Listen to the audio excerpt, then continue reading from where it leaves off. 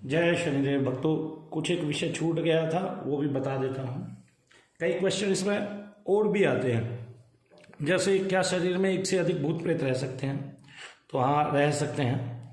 और हमने भी कई लोगों के यहाँ से बहुत सारे प्रेत निकाले हैं, तो घरों में भी रह सकते हैं, बहुत सारे प्रेत रह सकते हैं। एक शरीर में 6, 7, 8, वरना तो अगर बहुत सारे तो 51, 52 भी आ सकते हैं, लेकिन उस शरीर से एक एक करके होके जाएंगे। एक साथ 6 या 7 रह सकते हैं।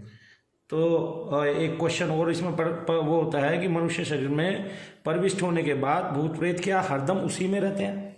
नहीं, ऐसा नहीं है। जब तक 4 या 5 साल ना बीत जाए, जब तक वो आपके शरीर में पक ना जाए, आपकी अहम वृत्ति को ठीक से पकड़ ना ले।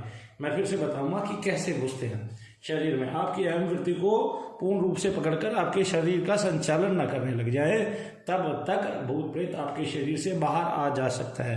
क्योंकि ये बहुत ही सूक्ष्म है और कहीं भी आने जाने में सक्षम है, तो इसलिए बहुत दूर दूर तक की यात्रा आपके शरीर से निकल के करके आ सकता है और अपने तत्व फैला सकता है आपके परिवार के अन्य सभी सदस्यों में। तो उनके अंदर भी ये रह सकता है। मैं जो बातें बता रहा हूँ ये बहुत ही गूढ़ भी है, गंभीर भी है। इनको समझने के लिए समय भी चाहिए होता है, और वो समय मैं आपको दे रहा हूँ। और ये सारी बातें आपको जाननी चाहिए। अकेले विश्व में इस समय जो काम कर रहा हूँ मैं, वो बहुत ही जो है बहुत ही मार्मिक विषय है मेरा, और बहुत ही संतुलित होकर काम कर रहा हूँ। और आपको बताऊंगा कि हमारे में और दूसरों में भूत प्रेत के निकालने में क्या अंतर है। तो अब इसमें कई और क्वेश्चन आते हैं, जैसे मृगी रोग वाले और प्रेत बाधा वाले जो मनुष्य है उनके लक्षण एक समान दिखाई देते हैं, अतः उन दोनों की अलग अलग पहचान कैसे हो? तो जिनको मृगी रोग या मूर्छा होती है, तो मूर्छा वाले को, उनको जो है मृगी रोग वाले को हमेशा मूर्छा होती है और वे काफी देर तक अपने होश में नहीं आते हैं। तो इस तरह से और जबकि प्रेत वाला जो है वो कुछ ना कुछ भटकता ही रहता है। मृगी रोग वाले व्यक्ति में तो एक ही जीवात्मा रहती है, पर प्रेत बाधा वाले में तो जीवात्मा इकाई हो गई। अब जीवात्मा इकाई होगी तो वो समय समय पे आके कुछ ना कुछ बोलती रहती है और तंग करती रहती है, इस तरह से। हाँ, प्रेत बाधा वाला जो व्यक्ति है वो दवा से कभी ठीक नहीं होता है, जबकि मृगी रोग वाला दवा से ठीक हो जाएगा। अब एक क्वेश्चन आता है कि जो भूत प्रेत की बाधाओं को ठीक किया करते हैं, ऐसे तांत्रिकों की मरने के बाद गति क्या होती है? पहली बात तो मूलतः सभी लोग जो है वो किसी ना किसी के जरिए ही प्रेत बाधा को दूर करते हैं। जैसे बहुत सारे अपने गुरुओं के जरिए करते हैं, उनके गुरु मरने से पहले यही तंत्र क्रियाएं करते थे, और तंत्र के जो है ना विशिष्ट साधन किया करते थे। और लोगों में जो है ना, उन्होंने, चूंकि ये लोग सब भगवान का ही सहारा लेते हैं, तो जैसे काली का सहारा लेते हैं, मशानी का सहारा लेते हैं, अन्य कई माताओं का सहारा लेते हैं, ठीक है, शीतला माता का सहारा लेते हैं, और अन्य कई माताएं ऐसी हैं जिनका ये लोग सहारा लेते हैं। और कई ऐसे जो है ना भारत में ऐसे कई देवता हैं, जैसे आगरा में है एक देवता, तो उनका सहारा लेते हैं, बुलाकी बाबा जिनको बोलते हैं। ऐसे ऐसे देवताओं का सहारा लेके लोगों के घरों में कुछ ना कुछ प्रेत अधिक घुसा देते हैं, उनके तत्वों को घुसा देते हैं, जिसके बाद इनसे पार पाना मुश्किल हो जाता है। तो उनकी गति क्या होती है कि वो मरने के बाद प्रेत ही बनते हैं, चाहे वो किसी गुरु के सहारे से करे, चाहे किसी अन्य के सहारे से करे।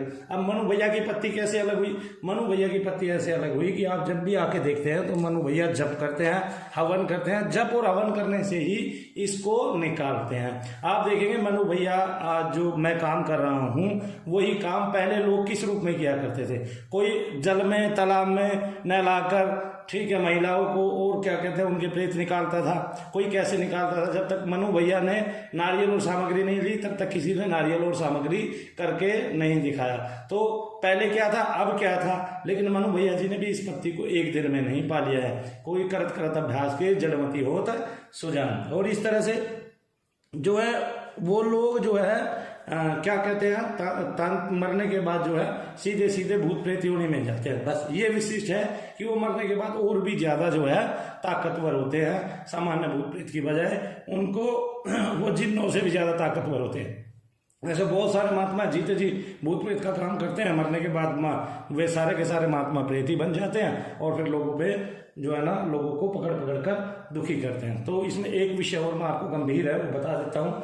विषय क्या है? विषय ये है कि प्रेत आपके शरीर में कहाँ से घुसता है, ठीक है, मूल रूप से, और कैसे वो आपकी पकड़ करता है। सबसे पहले प्रेत जो है, जैसे शरीर के तो किसी भी हिस्से से घुस जाता है, जो 10 द्वार है उनमें से किसी भी हिस्से से घुस जाएगा, ताकतवर प्रेत होगा। और शरीर के भी कई बार प्रेतों को इतना बलवान हो जाते हैं घुसते घुसते कि शरीर के ऊपर सीधा कूद के सीधे ही घुस जाते हैं। छाती पे कूदे छाती से घुस गए, कमर से कूदे कमर पे घुस गए, और आपकी जब शक्ति को तब शक्ति को भी पीते रहते हैं। इतने बलवान और बलिष्ठ हो जाते हैं। क्योंकि बहुत सारे भूत प्रेत जो है ना, मरने से पहले जो है साधनाएं किया करते थे, दूसरों के भूत प्रेत निकाला करते थे। इस तरह से बढ़ता जाता है, घटा कभी नहीं है। तो इस और जो है क्या कहते हैं, ध्यान देने की जरूरत है कि शरीर में प्रविष्ट होने पर भूत प्रेत कहाँ रहते हैं।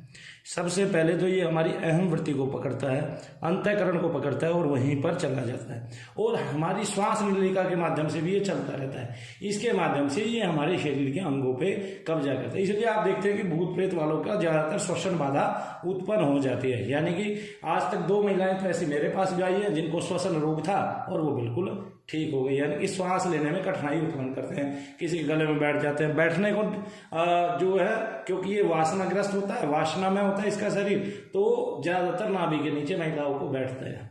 तो अब एक क्वेश्चन हो रहा था, महिलाओं को प्रेत बाधा ज्यादा क्यों होती है, व्यक्तियों को कम क्यों होती है? क्योंकि यहाँ पर जो महिलाएं हैं, देखो सबसे पहली बात तो माताएं बहनें जो भी है, इनके शरीर में जो काम शक्ति होती है वो बहुत कम समय के लिए होती है। जहां बच्चे उत्पन्न हुए 60 साल की उम्र तक के लिए होती है, लेकिन जो व्यक्ति का शरीर है, आदमी का शरीर है, महिलाओं से 10-10 साल बड़े जो उनके पति होते थे वो इसलिए होते थे क्योंकि उनकी काम वासना ज्यादा अधिक समय तक रहती है और इनकी कम समय तक रहती है। तो वो 10-10 साल बड़े होते थे, लेकिन ये उग्र हो जाते हैं और जब प्रेत योनि में आते हैं तो ये वासना जो है इनकी क्षय तो होती नहीं और बढ़ती चली जाती है और महिलाओं की नाभि के नीचे बैठते हैं और उनको वही महसूस होता है जैसे कोई उनके साथ रेप कर रहा होता है, बलात्कार कर रहा होता है।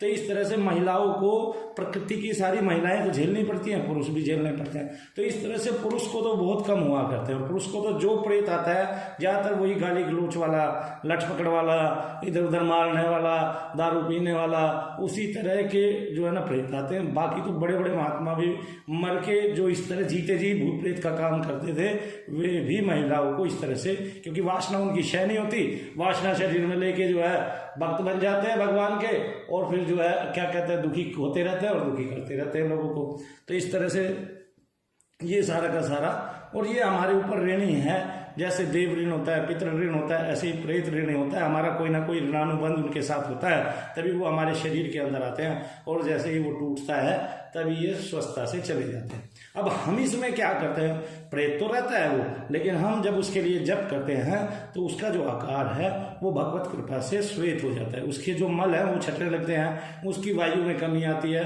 और आकाश तत्व एक रह जाता है खाली, और जो है अग्नि तत्व उसका बिल्कुल संपूर्ण रूप से समाप्त हो जाता है और वो अपने श्वेत आकार में आ जाता है, श्वेत अवस्था में आ जाता है, जिसके बाद वो स्वयं में पितृलोक में पधार जाता है, नीचे से ऊपर उठ जाता है। हमारा जो मोक्ष धाम है वो पितृलोक ही है मूल रूप से, लेकिन वहां भी भगवान शंकर की पूजा होती है क्योंकि सबके मुक्तिदाता मोक्षदाता भगवान शंकर ही है। तो उस पितृलोक में जैसे ही आत्मा चली जाती है श्वेत स्वच्छ होके, फिर वो वापिस नहीं आती। इच्छा से वो आ जा सकती है, जैसे हम अपने प्रीतम भैया को बुलाए तो वो इच्छा से आ जा सकते हैं, मतलब क्षणिक मात्र आते हैं कि क्षणिक मात्र आगे, कुछ समय के लिए आगे, थोड़े समय के लिए आगे और फिर वापस चले गए। तो भक्तों इतनी जानकारी मैंने दी, आप लोगों का सुनने के लिए भी शुक्रिया, धन्यवाद। मैं अपने विषय में पूर्ण हूँ, पारंगत हूँ, सब ऐसा आशीर्वाद मुझे दीजिए। और मेरा एक ही विषय है भूत प्रेत का, इसके अलावा मैं कोई कार्य नहीं करता। आगे जो भी आदेश होगा मैं आपको बताता रहूंगा। जय शनिदेव, जय शनिदेव, जय शनिदेव।